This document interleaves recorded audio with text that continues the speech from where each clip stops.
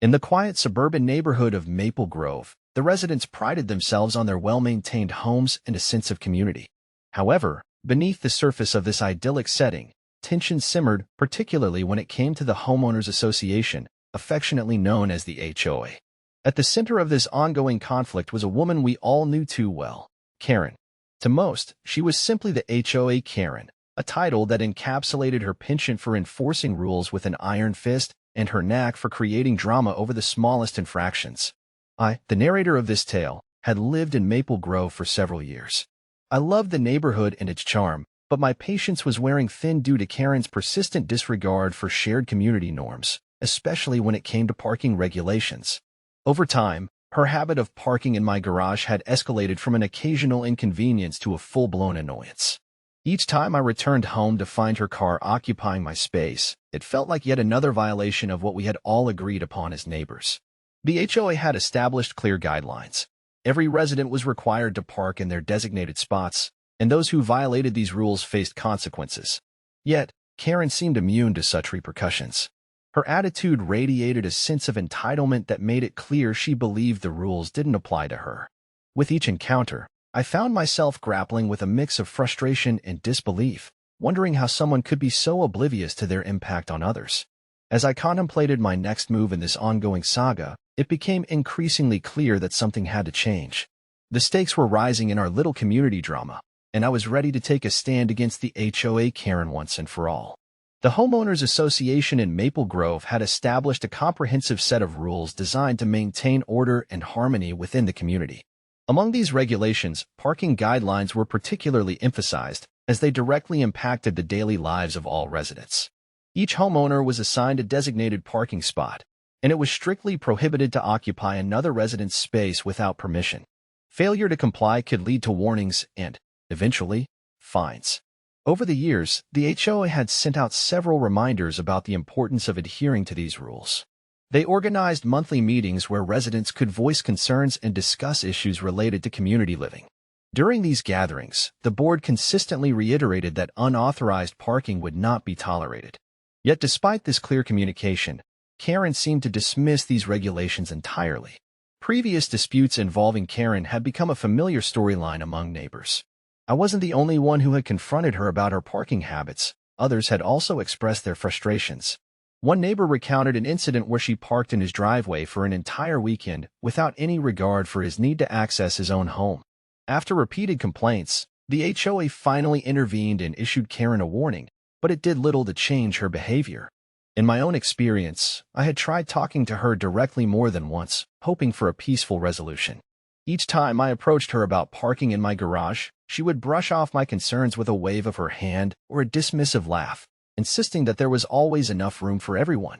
But as I stood there watching her car take up my space yet again, it became evident that Karen's casual disregard for the rules was not just a minor inconvenience. It was a growing problem that needed a definitive resolution. It was becoming clear that my patience was running out, and so were my options. It was a Thursday evening when the latest incident unfolded, and I had just returned home after a long day at work. As I pulled into the driveway, I felt a familiar knot of frustration tighten in my stomach. There it was, Karen's car parked squarely in my garage, taking up the space that was rightfully mine. This wasn't just an inconvenience. It was the culmination of months of her blatant disregard for the parking rules we had all agreed to follow. I sat in my car for a moment, staring at her vehicle occupying my space like it owned the place. Thoughts raced through my mind about how many times I had approached her in the past. Just 2 weeks prior, I had politely asked her to refrain from parking in my garage, explaining how it made my life difficult. She had laughed it off, claiming she was just borrowing the space temporarily. But here we were again, and this time, temporarily had stretched into something far more permanent. After taking a deep breath to calm my rising irritation, I stepped out of my car and knocked on her door. When she answered, I could see that she was completely unfazed by the situation. "Oh, come on. Just for a little while," she chirped, as if that made it acceptable. My blood boiled as I realized she had no intention of moving her car unless forced to do so. That evening was particularly frustrating because I had plans to host friends for dinner. With Karen's car blocking my garage, not only would I have trouble parking my own vehicle, but I would also struggle to access the supplies I had stored there for the gathering. It felt like a personal affront, a small act of defiance against our community norms that added unnecessary stress to what should have been a relaxing evening. This incident was the tipping point. I couldn't let this continue any longer. It was clear that Karen needed a more definitive wake-up call, and I began to formulate a plan that would finally put an end to her antics once and for all. After the incident with Karen's car, I found myself in a whirlwind of emotions. Frustration boiled over, but beneath that anger lay a sense of determination. I had reached a breaking point. This wasn't just about her parking in my garage. It was about fairness and the principle of respecting community rules that everyone else adhered to. I couldn't allow her behavior to go unchecked any longer. As I sat down at my kitchen table, I began weighing my options. Part of me wrestled with guilt. Was I really prepared to take such drastic action?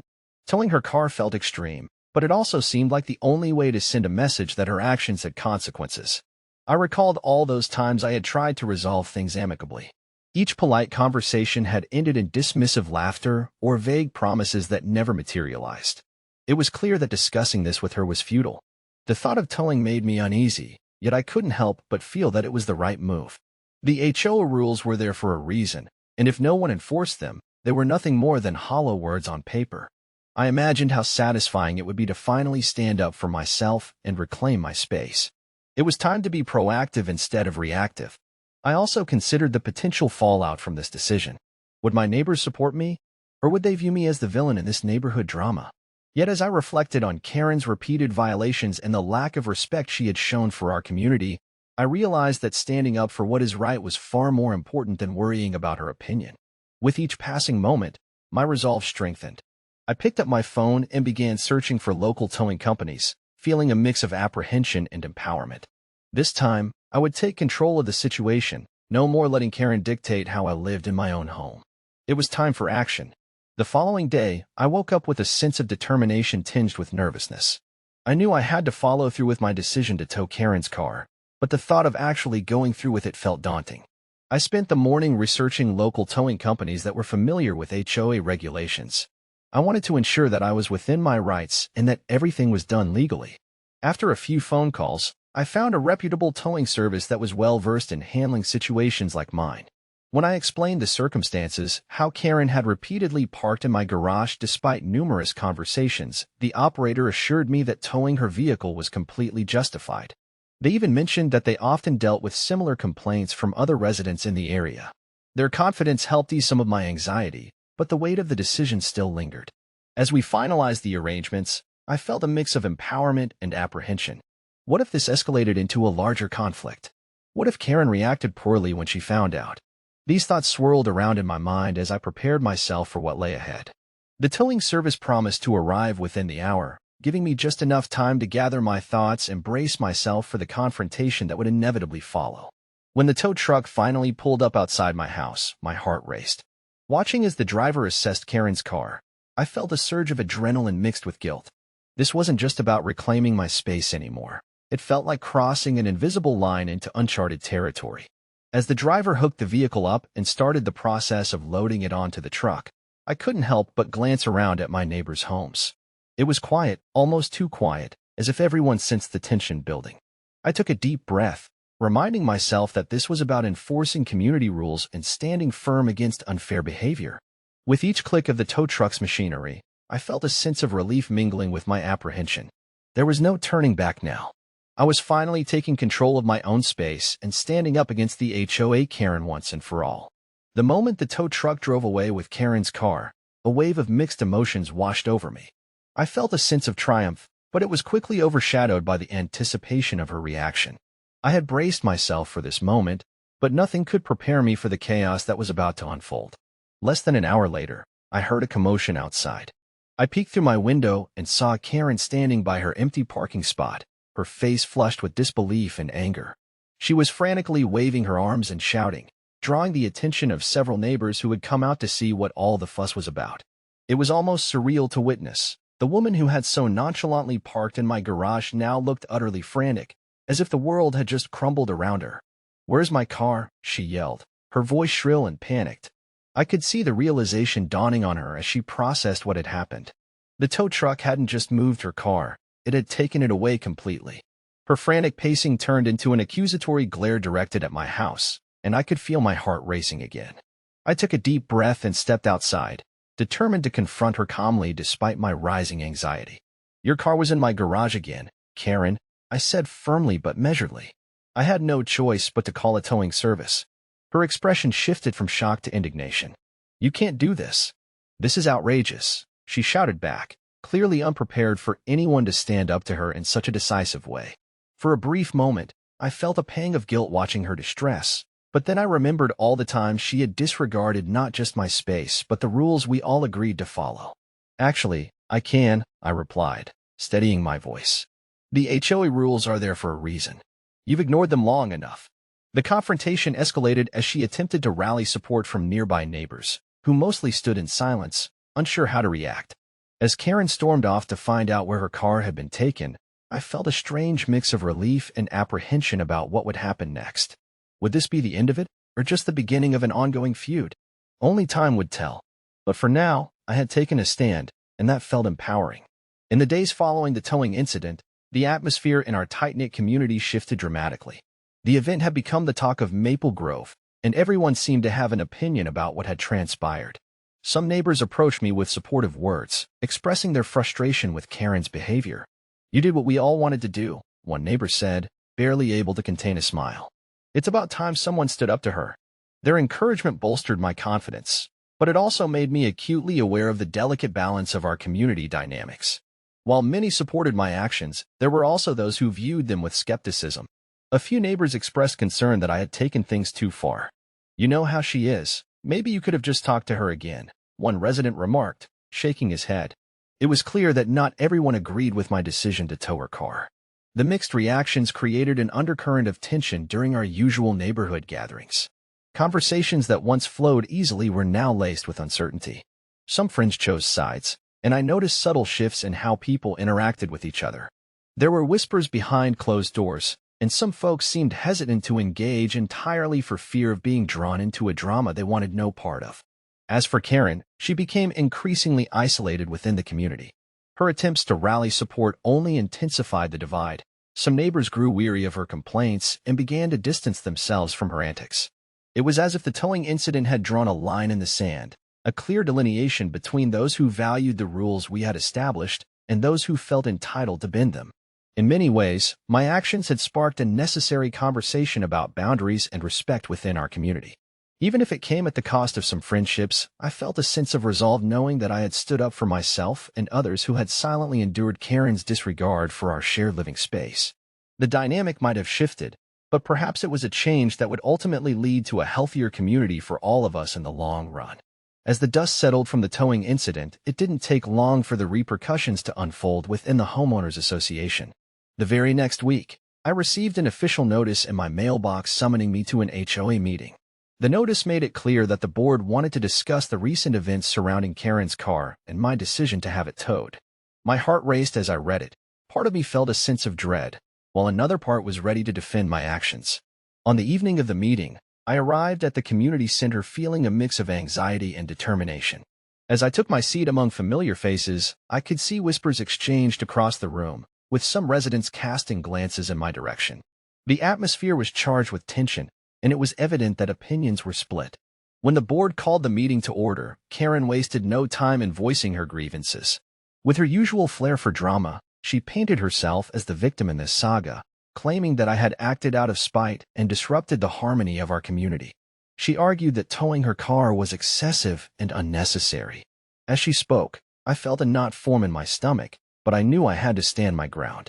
When it was finally my turn to respond, I calmly outlined my perspective. I explained how her repeated disregard for parking rules had affected not only me but other residents as well. "I didn't want it to come to this," I said, but every attempt at communication had failed. The board listened attentively, but it was clear they were caught in a delicate position. They acknowledged that while Karen's behavior had been problematic, they also had to consider how my actions might set a precedent for future conflicts within our community. After much deliberation, they ultimately decided not to impose any penalties on me but emphasized the importance of resolving disputes amicably before resorting to towing or other drastic measures. As I left the meeting, I felt a strange sense of relief mixed with uncertainty. While I had escaped any formal reprimand, The aftershocks of that night left me pondering what kind of balance could be struck between upholding community rules and maintaining neighborly relations. It became clear that this incident would linger in our community's memory for some time to come, shaping future interactions long after the tow truck had driven away. As I sat in my living room reflecting on the whirlwind of events that had transpired, I felt a mix of emotions wash over me. The incident with Karen had forced me to confront not only her behavior but also my own feelings about boundaries in community living. Initially, I had been hesitant to take such decisive action, worried about being perceived as the neighborhood bully. However, I realized that sometimes standing up for oneself is necessary, especially when it comes to maintaining one's own space and peace of mind. The experience taught me valuable lessons about assertiveness. For too long, I had allowed Karen's disregard for our HOA rules to go unchallenged, thinking that perhaps a polite conversation would suffice. But as I learned the hard way, some individuals will continue to push boundaries unless confronted directly. There's a fine line between being accommodating and allowing others to take advantage of your goodwill. Moreover, this situation highlighted the complexities of community living. While we all share a common space, each resident comes with their own set of values and behaviors. It's crucial to establish clear expectations and hold one another accountable. This incident forced me to acknowledge that sometimes doing what's right means stepping outside of your comfort zone, even if it disrupts the status quo. In the aftermath, I found myself reflecting on how relationships within the community could evolve. While some neighbors were supportive, others remained wary or critical. This reminded me that not everyone will agree with our choices, but what mattered most was my integrity and commitment to uphold community standards. Ultimately, I felt a sense of empowerment knowing that I had taken control of my situation and upheld the values we had collectively agreed upon as neighbors. This experience fortified my belief in standing up for oneself while also emphasizing the importance of fostering open communication within our community. As I moved forward, I hope to encourage respectful dialogue among residents, because in the end, a harmonious community thrives on mutual respect and accountability. As I reflected on the entire ordeal, I couldn't help but acknowledge how the incident with Karen had fundamentally shifted my perspective on our homeowners association and the dynamics within our community. Initially, I had viewed the HOA as a rigid entity enforcing rules that sometimes felt overly controlling. However, this experience illuminated the essential role the HOA plays in maintaining order and fostering a sense of shared responsibility among residents. The confrontation with Karen forced me to consider the importance of upholding community standards. While it was uncomfortable and fraught with tension, it ultimately sparked much-needed conversations about boundaries and respect. The mixed reactions from my neighbors served as a reminder that community living is not just about shared spaces. It's also about navigating varying opinions and managing relationships. Moving forward, I realized that while I had taken a stand against Karen's behavior, it was equally important to approach future interactions with an open mind. I committed myself to fostering a culture of dialogue rather than conflict.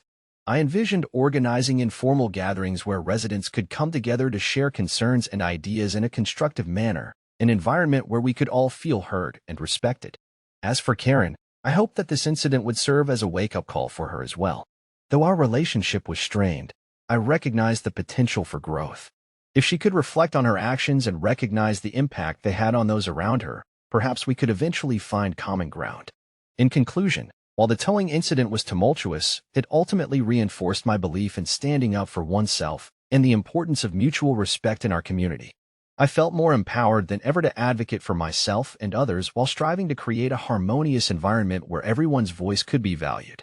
As I looked ahead, I remained hopeful that we could build a stronger Maple Grove together, one rooted in understanding and cooperation, even amidst challenges.